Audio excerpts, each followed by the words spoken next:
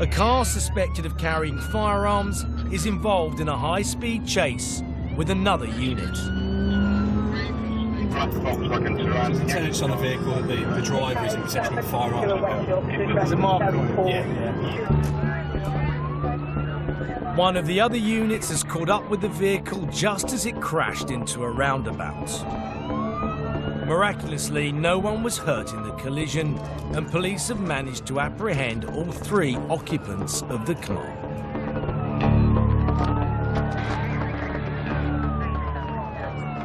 Black knife in there. Looks like there's loads of drugs in the back. So look, I'm assuming that's drugs. And a hammer. So James, a significant amount of drugs in the back. Yeah. There's quite a long knife there. Yeah. A hammer. What's the story with the car? The story with the car, there was a marker on the car that the driver apparently was in possession of a firearm. And it's for ARV stops only, so only armed officers could try and stop the car. Colleagues have tried to do that, it's made off. They've pursued the car, and a short time after that, it's crashed. 3 males have tried to make off in the car. They've all been detained. Where's that?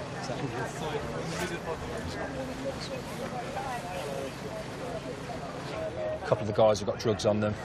A load of drugs in the car, and obviously some weapons.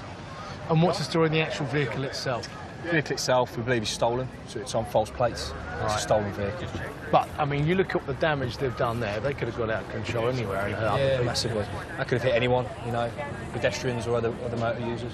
As well as finding drugs and weapons in the car, James has found stolen number plates and additional indicators of organised criminality. Well, this was in the back of the vehicle, in the rear seats.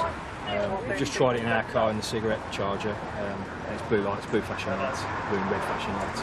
So they can beat through traffic if they want to, if they're being chased or what? Certainly sort of impersonate being a police officer, which is concerning.